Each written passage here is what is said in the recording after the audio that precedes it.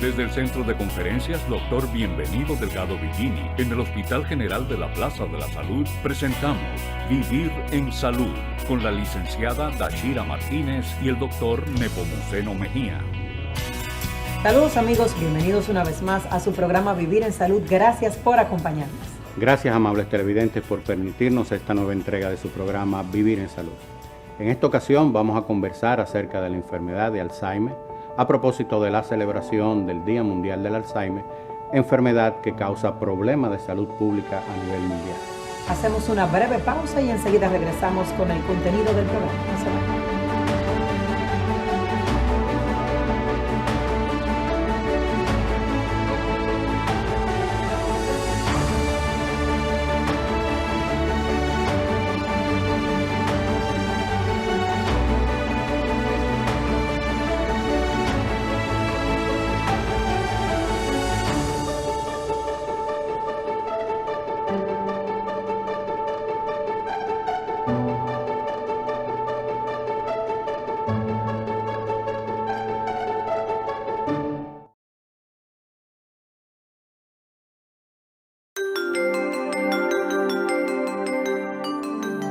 El Hospital General de la Plaza de la Salud tiene un servicio diferencial privilegiado, tanto para embarazadas como para pacientes pediátricos.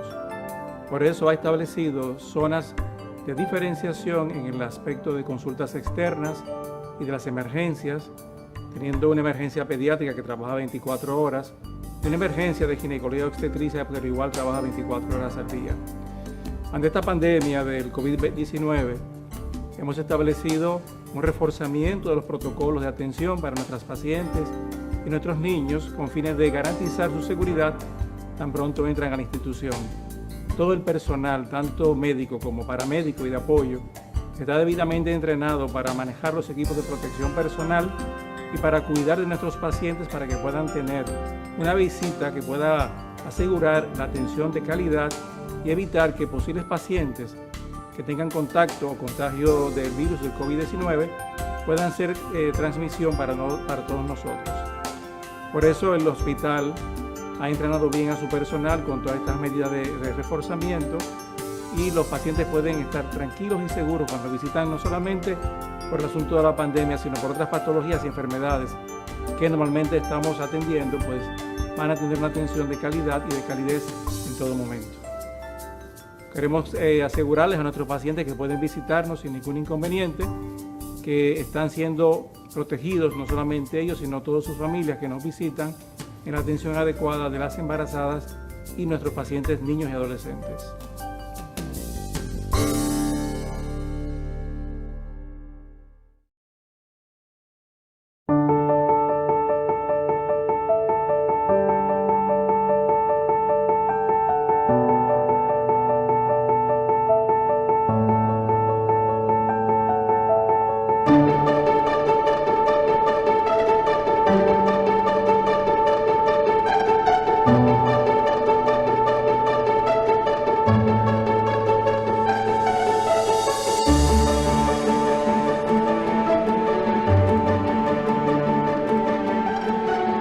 Gracias por continuar con nosotros aquí en el desarrollo de su programa Vivir en Salud.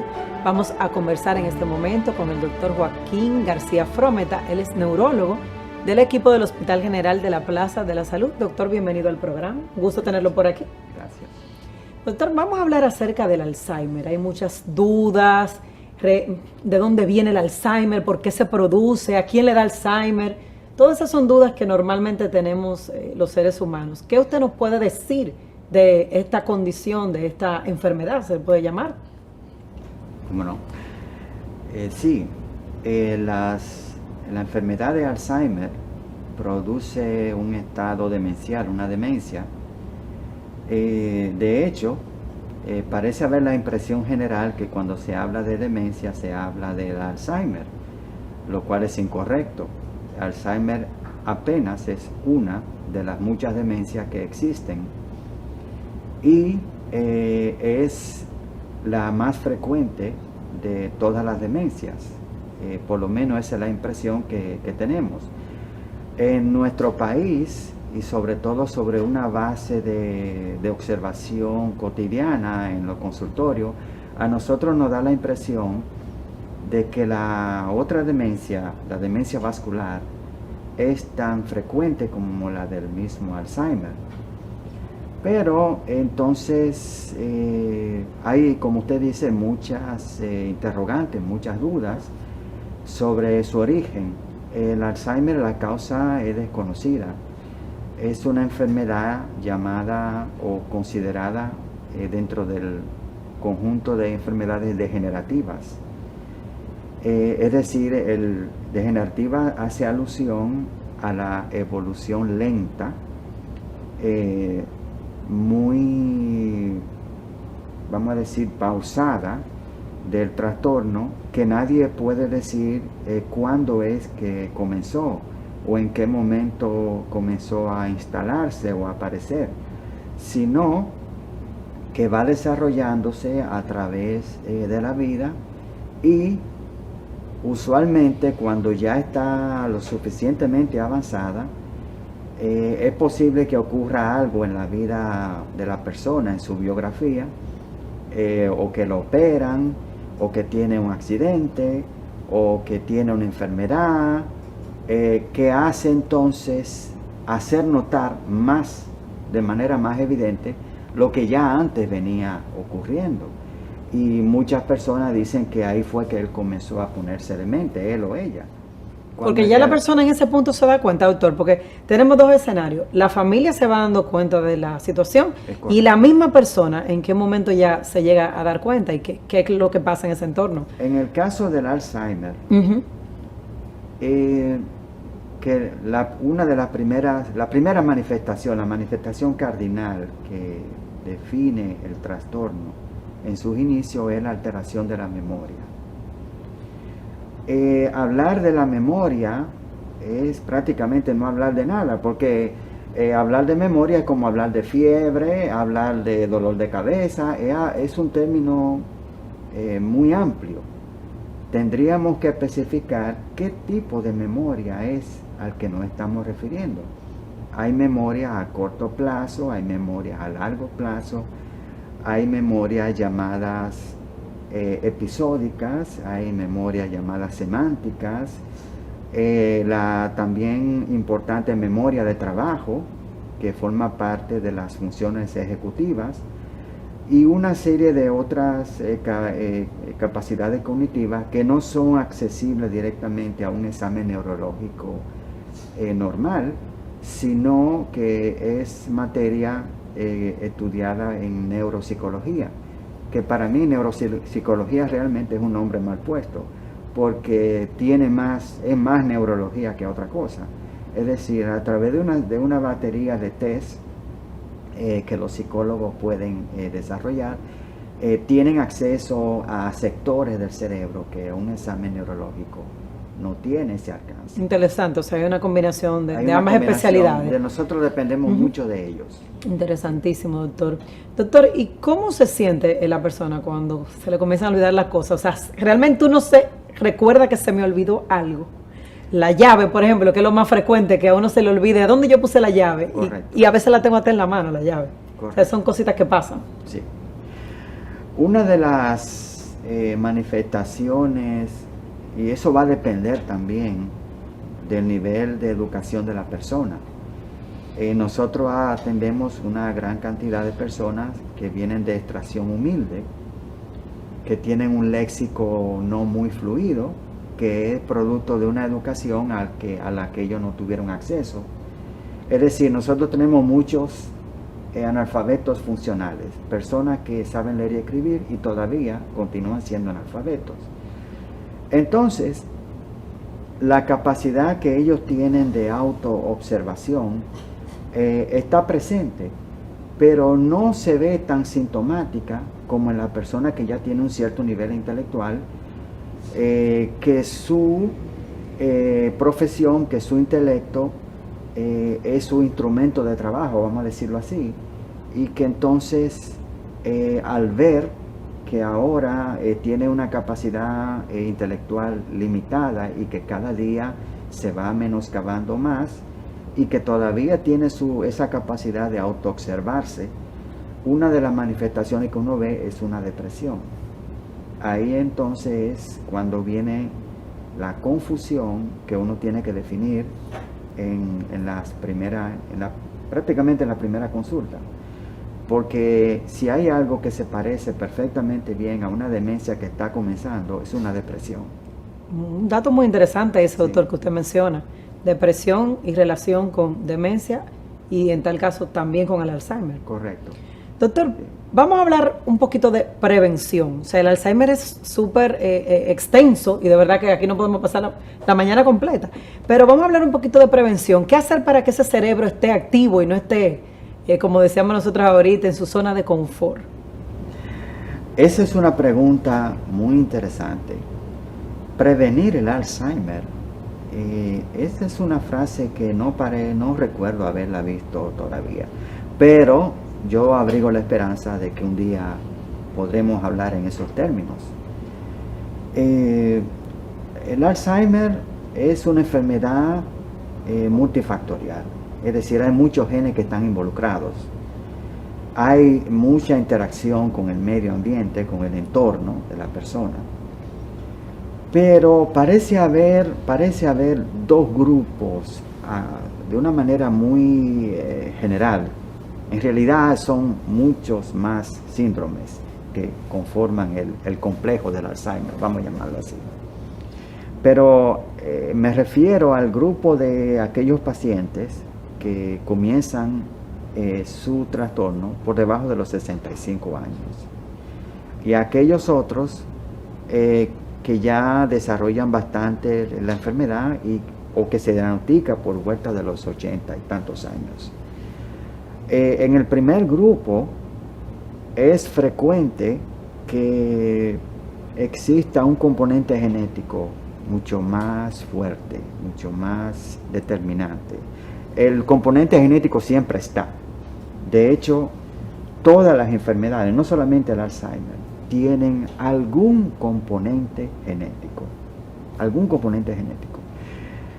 Y los diferentes genes que están involucrados en el Alzheimer y otros más que todavía no se saben dónde están, parece que tienen mayor preponderancia en este primer grupo de pacientes.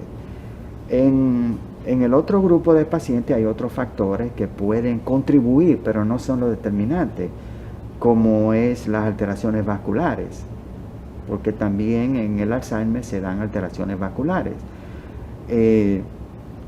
Y hay, como dije, o sea, es un grupo bastante heterogéneo. Hay Alzheimer que se parece más a un Parkinson y realmente no es Parkinson. Y bueno, podríamos decir que en esos dos grupos más o menos es que la genética estaría involucrada, ¿verdad? Definitivamente, ¿no? Es un tema sumamente complejo, doctor. Doctor, yo le agradezco muchísimo porque sus orientaciones, conocimientos nos sirven muchísimo a todos nosotros aquí en el programa y más adelante en otra oportunidad continuaremos hablando de este tema sobre el Alzheimer. Gracias por acompañarnos y ustedes, amables televidentes, continúen con el desarrollo del programa.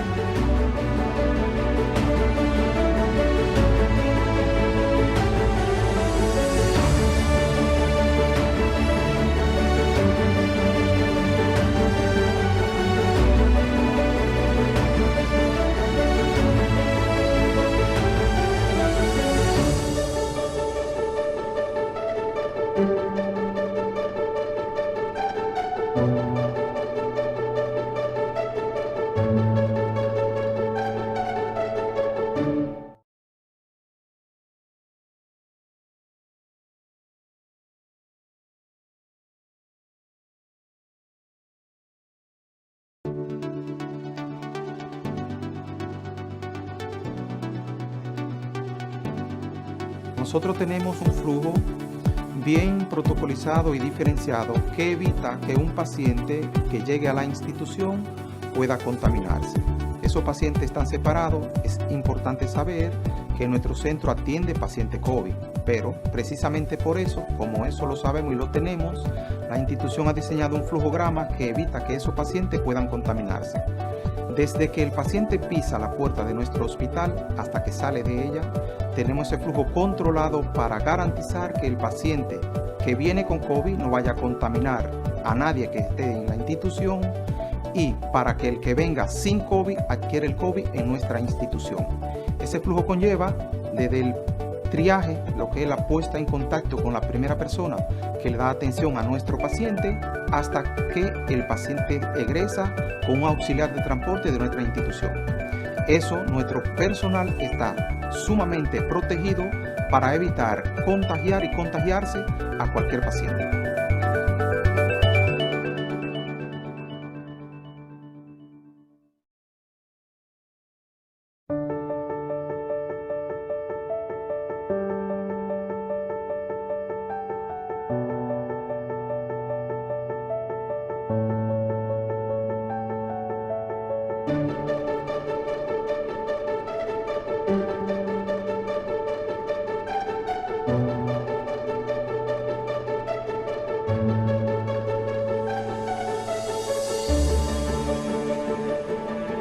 Continuamos, amables televidentes, en el desarrollo de su programa Vivir en Salud.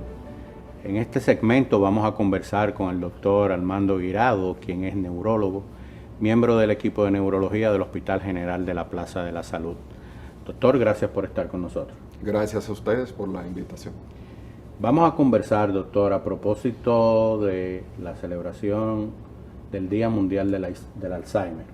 Patología importante que nos gustaría que habláramos un poco del impacto que tiene en la población a nivel nacional, a nivel mundial y en qué consiste el día que se celebra, cuál es el objetivo y cuál es el enfoque.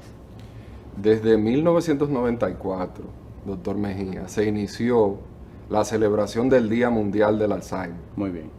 Por la OMS y otras instituciones también que dan apoyo a los enfermos con Alzheimer. Se tomó el día 21 de septiembre porque el siglo XXI, el Alzheimer constituye una epidemia, o sea, un problema de salud pública. Eso es importante que lo mencionamos. Porque nuestra población sigue creciendo en población envejeciente. O sea, a medida que tomamos nuevos tratamientos para, por ejemplo, la cardiología, para prevenir enfermedades crónicas, entonces vamos a durar más años y por lo tanto va a aumentar el número de casos con Alzheimer. Correcto. Cuando hablamos de enfermedad de Alzheimer, ¿de qué estamos hablando? Para que la población un poco conozca en detalle cuáles son los síntomas, cuáles son las causas, los antecedentes. Ahí vamos a hablar de una enfermedad descrita por un alemán llamado Alois Alzheimer. Él incluso no fue el primero que descubrió cómo eran los síntomas de la enfermedad, sino que describió a nivel del microscopio cómo era la enfermedad. Correcto. Lo que pasa con esta enfermedad es que es neurodegenerativa. Importante. Degenerativa quiere decir que va empeorando con el tiempo, con el paso del tiempo, y neuro porque afecta a las neuronas, que son las células cerebrales. Sí. Y por lo tanto se va a ir perdiendo función.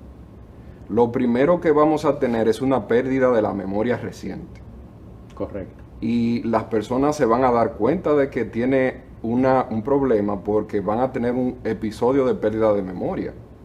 Aunque antes de eso, unos 20 años antes, ya venía presentándose algún déficit a nivel cognitivo, no podían entender algunas cosas, o también se les hacía difícil aprender algo, o también en la palabra, para encontrar las palabras, podían tener algún problema, pero el Alzheimer se dieron cuenta en realidad la familia, porque su familiar se pierde en un momento, sale a pasear y no encuentra la casa, por ejemplo. Pero eso es un histórico de eventos que viene sucediendo y que muchas veces pasa desapercibido para el paciente y para los familiares que conviven con él, y se va atribuyendo posible a otras causas y que no se hace un enfoque adecuado. ¿Cuál sería la manera de poder identificar esos síntomas, esos signos que van apareciendo y cómo se pudiera llegar a un diagnóstico? Les voy a dar un ejemplo, porque el olvido normal que puede pasar a una persona que está envejeciendo, puede olvidársele dónde puso las llaves, por ejemplo, y en su casa luego encontrarlas.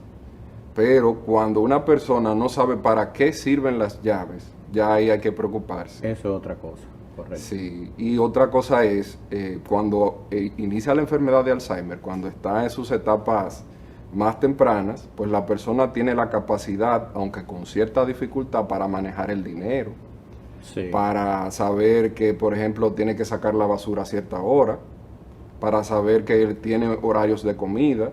Aunque tenga cierta dificultad, lo puede llevar a hacer listas, pero ya cuando hay una enfermedad de Alzheimer, entonces eso interrumpe sus actividades diarias y el trabajo también. Correcto. ¿Cuáles serían las metodologías o los procedimientos diagnósticos que se utiliza para confirmar que realmente el paciente está padeciendo esta enfermedad? Lo primero es que debe acudir al médico, porque Sí. aunque el Alzheimer es la causa más común de este tipo de trastornos, hay que identificar que no haya otros. Correcto, descartar otras posibilidades. Por ejemplo, que haya una deficiencia en la vitamina B12, Sí, que eso puede llevar a demencia.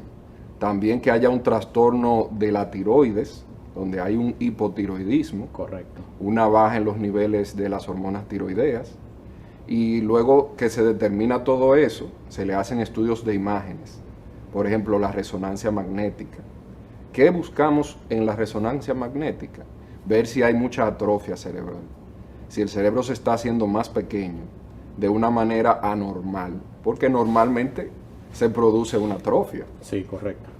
Y otra cosa que se hace es el llamado PET scan, o tomografía por emisión de positrones. Sí, Se le inyecta un elemento radioactivo para ver si las células del cerebro están funcionando de manera normal, si tienen un buen metabolismo, y ahí nos damos cuenta si el paciente ya está presentando entonces ya una enfermedad de Alzheimer como tal. correcto. Se realizan pruebas y tests, pruebas de conocimiento, de memoria, todo eso también. Si se hacen test neuropsicológicos, Correcto. hay uno muy básico que es el llamado Mini-Mental de Sí. Folstein. Entonces se le hacen una serie de preguntas para ver cómo está su orientación con el día, la hora, el mes, el año. Por ejemplo, también cómo pueden recordar. Se le hacen también pruebas de cálculo para ver si el paciente puede calcular de una manera adecuada. Correcto. Y también en el dibujo, en la escritura, porque hay que tener en cuenta que para diagnosticar el Alzheimer no solamente es la memoria. Además de la memoria está el aprendizaje, aprender Sí. cosas nuevas. Y también hay que tener otros dominios como el lenguaje y la praxis, o sea, practicar ciertas cosas, porque ellos van a ir olvidando. Una persona que era muy diestro en la guitarra, por ejemplo, que sabe tocar muy bien el piano, y de repente se encuentra que empieza a perder facilidad para hacer esas cosas y finalmente va a perderlo por completo. Muy bien. ¿Cuáles serían las opciones y las alternativas terapéuticas que hay disponibles para el manejo de estos pacientes? Ahora mismo no tenemos una cura. Sí, Sí hay algunas medidas que podemos tomar de manera preventiva, correcto. como por ejemplo el estilo de vida, el hacer ejercicio, una dieta donde la base de la pirámide, o sea, la mayoría de los alimentos consumidos estén basados en frutas, en granos, en verduras, y luego también que el paciente tenga un control del colesterol, evite el fumar, Sí, evite el consumo excesivo de alcohol y que también haga ejercicio. El ejercicio es muy importante para el cerebro. muy bien, doctor. Ya para finalizar, recomendaciones a la clase médica y al público en sentido general acerca de ese enfoque y esas observaciones y medidas preventivas que debemos de tomar para poder establecer un abordaje temprano del paciente y evitar que esta enfermedad progrese y deteriore la condición de salud. Identificar el paciente en riesgo. Correcto. Todo lo que haga daño para la salud cardiovascular también lo hace para el cerebro y viceversa. Por lo tanto, que hay que identificar esos pacientes, tomarlos temprano, iniciar medicación si el paciente es diabético, si es hipertenso también, Correcto. para que esté correctamente medicado, controlado y también viva una vida social activa, donde haya interacción social adecuada y también que haga ejercicio el paciente y que tenga una estimulación cognitiva, que lea buenos libros, se mantenga activo en las noticias de cada día, aprenda un nuevo idioma, también es muy importante, un nuevo instrumento. Correcto. Eso es estimulación cognitiva pura. Muy bien, doctor. Muchísimas gracias por su oportuna y valiosa información. Y a ustedes, amables televidentes, que han permanecido con nosotros en su programa Vivir en Salud. Hemos conversado con el doctor Armando Guirado, quien es médico neurólogo, acerca de la enfermedad de Alzheimer a propósito de la celebración del Día Mundial del Alzheimer, sobre todo enfocado a hacer y a tener conciencia sobre las medidas de prevención, de orientación y de atención temprana que pueda recibir el paciente en procura de que esta enfermedad progrese y deteriore su condición de salud. Vamos a una breve pausa y continuamos con el desarrollo del programa.